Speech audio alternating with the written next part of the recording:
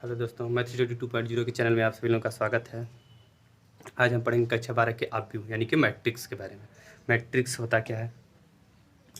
सबसे पहले यम समुच्चय हो। जब यम समुच्चय को जब हम यम पंक्तियों और यन स्तंभों के रूप के आयताकार सारणी में व्यवस्थित कर देते हैं, यानी कि यन स्तंभों को आयताकार सारणी में व्यवस्थित किया जाए, उसे हम कहते हैं आव्यूह। जैसे कि 4 3 2 5 2 7, इस चीज़ को यानी एक क्रम में लिख दिए, यानी कि यम और यन।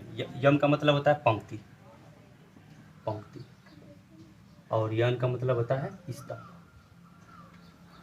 जब हम यम पंक्ति और स्तंभ के रूप में व्यक्त कर देते हैं सब आंकड़ों को, तो उसी आंकड़ों को हम क्या कहते हैं कि ये आयताकार सारणी को ही आव्यूह कहते हैं।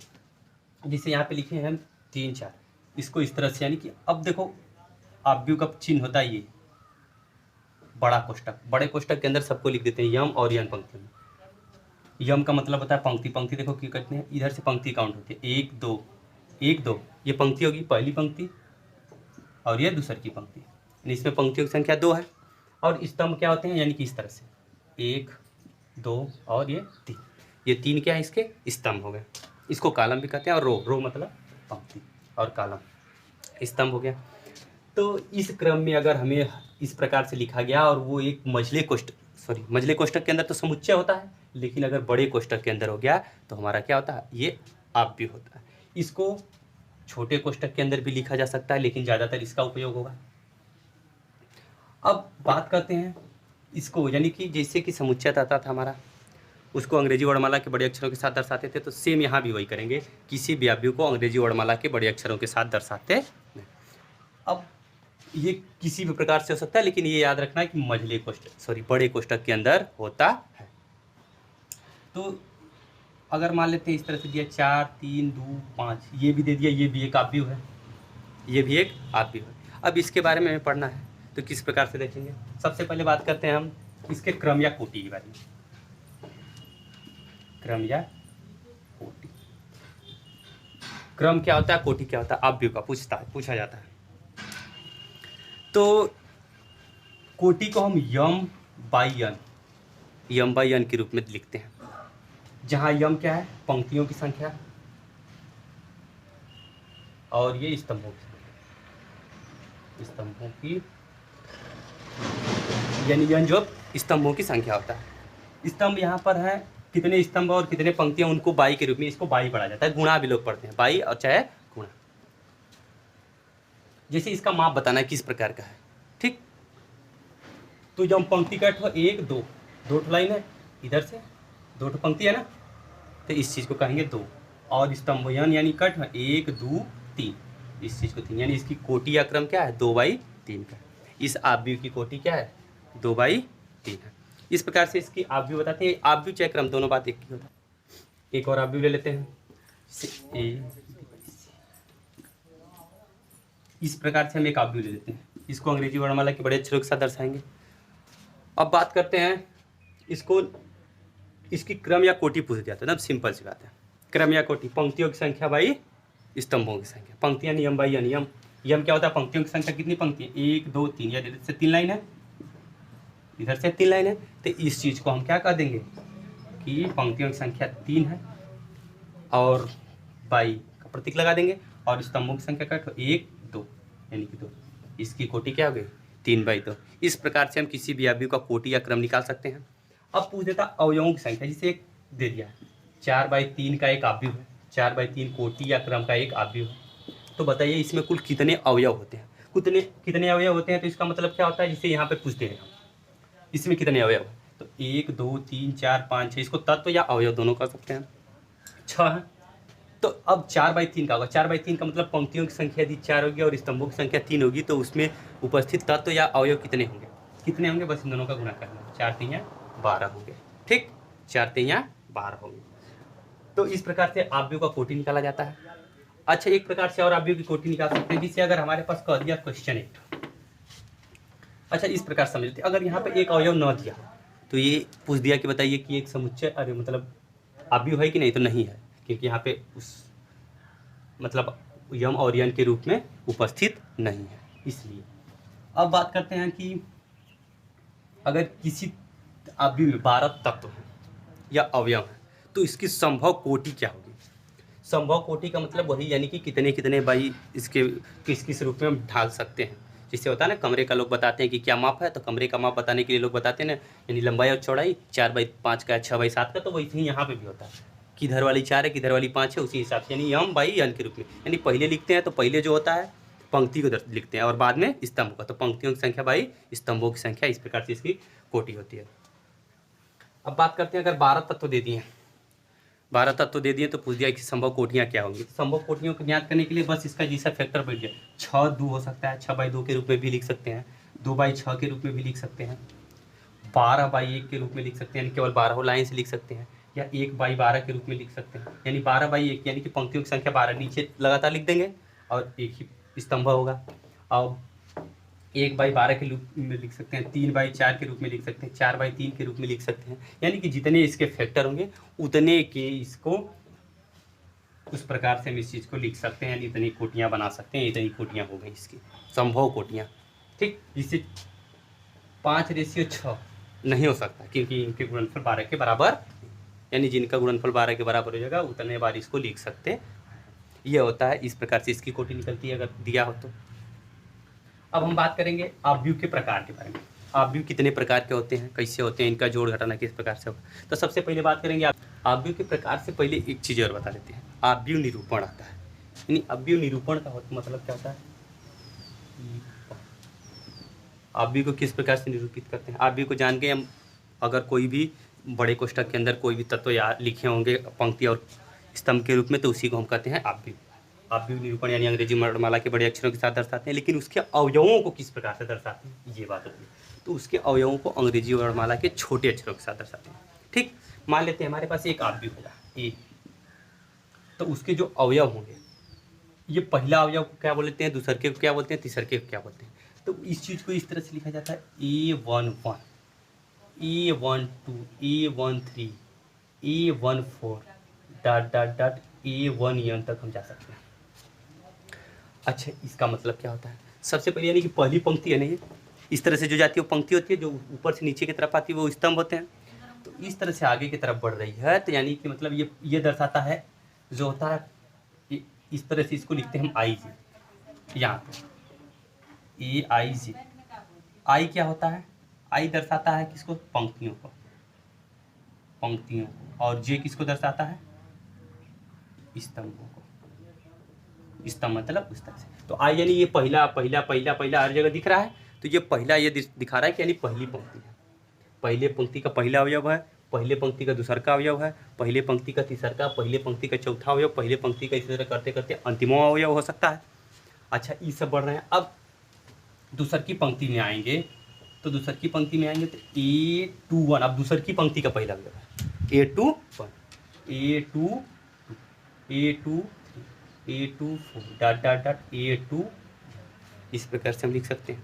यानी कि दूसरे पंक्ति का पहला, दूसरे पंक्ति का दूसरा, तीसरे पंक्ति का दूसरे पंक्ति का तीसरा, दूसरे पंक्ति का चौथा, इसी तरह यहाँ तक।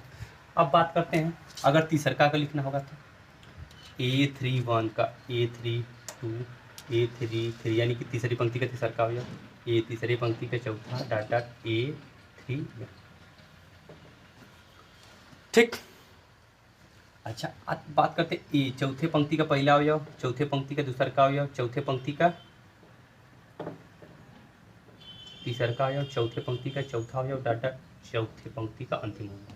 अब इसी तरह जैसे कि हम ये 1 2 3 4 नीचे बढ़ते आ रहे हैं, यानी स्तंभों की संख्या, पंक्तियों की संख्या बढ़ रही है 1 2 3 4, तो ये भी यन तक जा सकते हैं, जिसे स्तंभों की संख्या 1 2 3 4 बढ़ते बढ़ते यन तक पहुंचा है, मतलब बहुत सारे हो सकते हैं। उसके बाद नीचे की तरफ भी आएंगे तो वही आएगा AN1, अंतिम पंक्ति का पहला अवयव।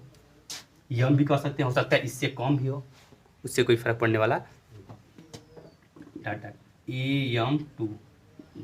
AM3 ... AM4 और ...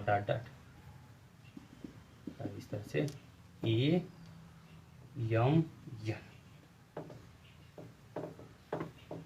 इस प्रकार से इसको निरूपित करते हैं। ठीक, यानी कि A11 ये अगर कहीं भी हमें एक आव्यूह दे दिया है इस तरह से 4 7 6 3 2 5 5 2 7 एक अवयव देते हैं। सबसे पहले इसकी कोटि पंक्तियों की संख्या 3 स्तंभों की संख्या 3 यानी कि यम बाई एन, इसको इसकी यम बाई एन के रूप में, पंक्तियों की संख्या यम है और स्तंभों की संख्या एन है। ठीक, इसको इस तरह से भी कह सकते हैं, चौथे पंक्ति का पहला अवयव, चौथे पंक्ति का दूसरा का, चौथे पंक्ति का तीसरा का, चौथे पंक्ति का चौथा, इस तरह जाते जाते कर सकते हैं। इसमें पूछ दिया A23 कौन है, यहाँ से अब ये बराबर ये दिया तो A23 का मान ज्ञात कीजिए। तो A23 का मतलब दूसर के पंक्ति का तीसर का अवयव, दूसर के पंक्ति का तीसर का अवयव इसमें ढूंढेंगे, पहला दूसरा का, दूसर के पंक्ति का तीसर का अवयव 5 है, 5 लिखते हैं। या दूसर के भाषा में इसको क्या सकते हैं, तीसर के पंक्ति तीसर के स्तंभ का दूसर का अवयव, तीसर के स्तंभ का दूसर का अवयव, तीसर के स्तंभ 1 2 3, तीसर के स्तंभ का पहला दूसर का अवयव 5 है। इस तरह से भी हम इसको ढूंढ सकते हैं। तो ये होता है आव्यूह निरूपण, और किसी आव्यूह का इस तरह से मान ज्ञात करना होगा तो इस प्रकार से हम उसके मान को ज्ञात करते हैं। या कोई भी साड़ी बनाने के लिए कह देता है तो इस प्रकार से। हाँ, एक चीज़ और है कि यदि हमें कह दिया कि A बराबर 2/2 के आव्यूह की रचना कीजिए, तो आव्यूह 2/2 का मतलब 2 पंक्ति 2 स्तंभ, यानी केवल यही इतना होंगे। 3/3 का कहेगा तो इसी में से 3/3 का बना लेंगे, 4/4 का, 5/5 का, जैसा कहेगा उसी हिसाब से हम इसी में से ले लेते हैं। ये इसके मानक रूप होता है। यानी मानक रूप किसका होता है, अवयवों का। ये नहीं कि अब इसके जगह कुछ और, मतलब कुछ भी हो सकता है, बस इसको ये लिखा गया कि यहाँ पर जो रहेगा उसको कहेंगे तीसरी पंक्ति का तीसर का अवयव कहेंगे। अब बात करते हैं आव्यूह के प्रकार के बारे में। तो आव्यूह के प्रकार में सबसे पहले बात करते हैं इतने आव्यूह के प्रकार के बारे में। पहला आव्यूह आता है यानी क्षैतिज आव्यूह। क्षैतिज आव्यूह होता क्या है, जब पंक्तियों की संख्या, जब पंक्ति यानी कि यम की संख्या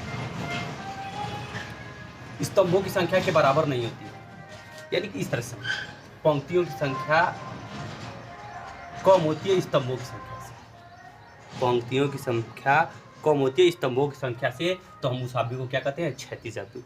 कहने का मतलब देखो, जैसे क्षैतिज का मतलब सीधा इस तरह से होना चाहिए, इस तरह से कोई क्रम होना चाहिए। तो इस तरह से क्रम का मतलब होता है कि जैसे अगर 3 4 यहाँ रखेंगे तो 5 6 7 8 9 10, इस तरह से हम अगर रख रहे हैं आव्यूह के रूप में बनाना चाहते हैं। तो यहाँ पर देखो 2 पंक्ति है और स्तंभों की संख्या 4 है, तो यानी कि कह रहे हैं यानी स्तंभों की संख्या यदि अधिक होगी, स्तंभों की संख्या यदि अधिक होगी तो हमारा जो आव्यूह होगा इस आगे की तरफ ही भागता जाएगा। तो इस चीज़ को हम क्या कहते हैं, क्षैतिज आव्यूह, यानी क्षैतिज रेखा इस तरह से जाएगा, मान लेते हैं। ठीक, इसके बाद ऊर्ध्वाधर। ऊर्ध्वाधर में क्या होता है, यौन बड़ा हो जाता है यम से। यौन का मतलब होता है स्तंभों की संख्या पंक्तियों की संख्या से बड़ी होती है, स्तंभों की संख्या पंक्तियों की संख्या से बड़ी हो जाने लगती है। तो ये वाला मान धीरे धीरे नीचे की तरफ होने लगता है, 5 6 7 8, इस तरह से यानी ये बढ़ने लगता है। तो इसी चीज़ को हम क्या कहते हैं, ऊर्ध्वाधर आव्यूह, ऊर्ध्वाधर आव्यूह। इसके बाद बात करते हैं आयताकार। आयताकार आव्यूह क्या होता है, जब पंक्तियों की संख्या स्तंभों की संख्या के बराबर नहीं है, यानी कि यम इज नॉट इक्वल टू यन के, तो उस स्थिति में उस आव्यूह को हम कहते हैं आयताकार आव्यूह। आयत का मतलब समझ लेते हैं।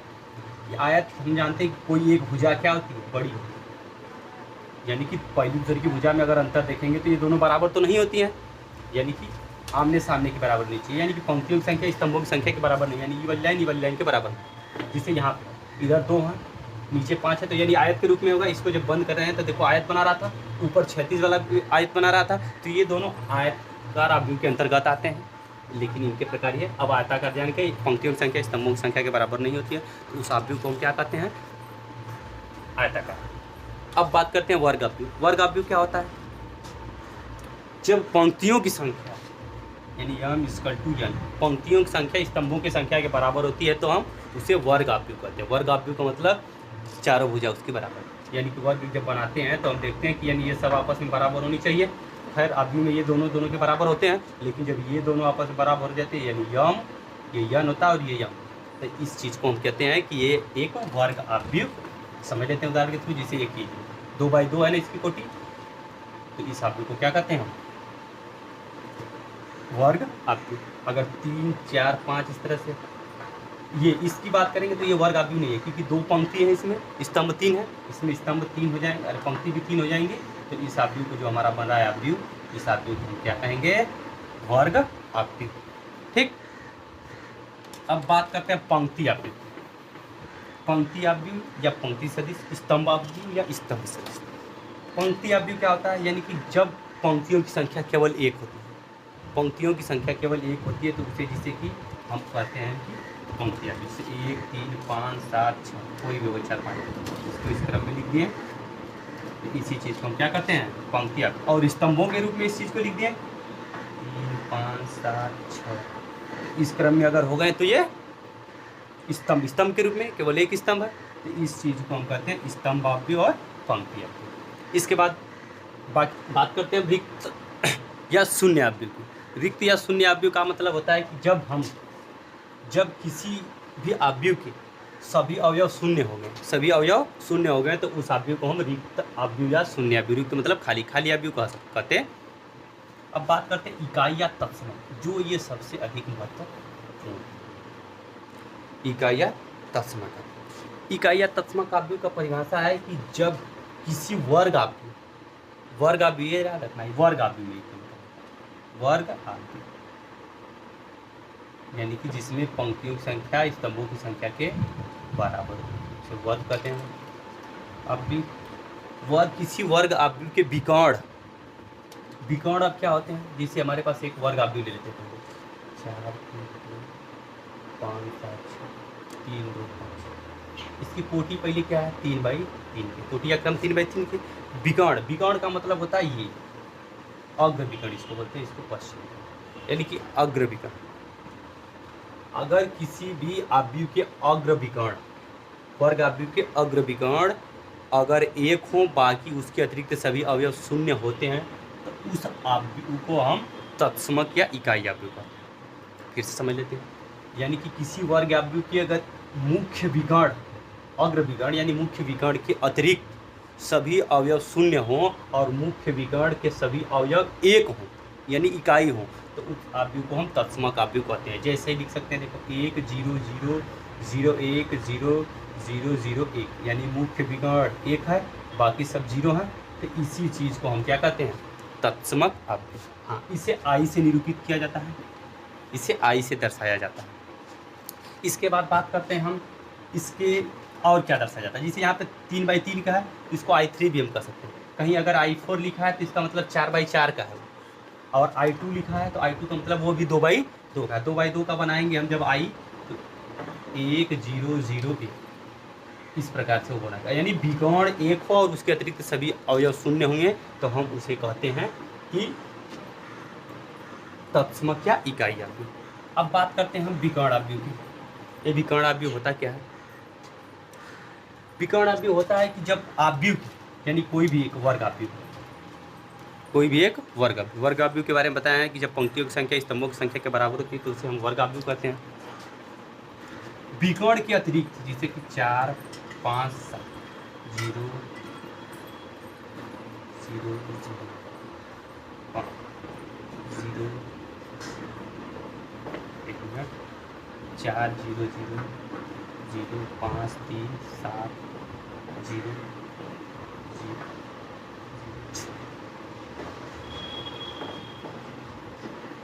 इस प्रकार से हो गया, यानी कि एक न करके भिन्न भिन्न हो गया, एक न करके भिन्न भिन्न हो गया, कुछ भी हो गया, लेकिन हाँ विकर्ण के रूप में है, बाकी उसके अतिरिक्त सभी कुछ 0 हैं, तो उस आव्यूह को हम क्या कहते हैं विकर्ण आव्यूह कहते हैं। ये इस प्रकार से भी हो सकता है, जैसे कि 0 0 3 5 0 5 0 2 0 0 विकर्ण के रूप में है, तो इसी चीज़ को हम विकर्ण आव्यूह कहते हैं। अदिश आव्यूह का मतलब होता है, जिसे अदिश आव्यूह में इकाई आव्यूह भी अदिश आव्यूह। कैसे? अदिश आव्यूह की परिभाषा ये है कि जब किसी वर्ग आव्यूह के विकर्ण समान होते हैं, जब किसी वर्ग आव्यूह के विकर्ण समान होते हैं तो उसे हम अदिश आव्यूह कहते हैं। जब किसी वर्ग आव्यूह के विकर्ण समान होते हैं, इसे 2 0 0 0 2 और 2 0 0 2, यानी विकर्ण देखो एक बराबर हो गए, कुछ भी हो सकते हैं, 3 3 3 4 4 4 -3 -3 सब कुछ, यानी कि अगर तीनों इस प्रकार से बराबर होंगे तो हम उसे कहते हैं अदिश आव्यूह। क्या कहते हैं? अदिश आव्यूह। या अब कहें हम जैसे कि तत्समक आव्यूह अदिश आव्यूह है, हाँ, क्योंकि इसके भी तो वही इसी वाले रूप पे काम कर रहा है, इसलिए ये अदिश आव्यूह है। अब ऊपरी त्रिभुजीय आव्यूह और निम्न त्रिभुजीय आव्यूह ये क्या होते हैं? ऊपरी त्रिभुजीय निम्न आव्यूह और निम्न त्रिभुजीय आव्यूह। यदि किसी वर्ग आव्यूह, दोनों की परिभाषा एक झटके में समझो। यदि किसी वर्ग आव्यूह बना लेते हैं 1 2 3 4 5 6 7 8 बना लिए। अगर वर्ग आव्यूह के मुख्य विकर्ण के ऊपर के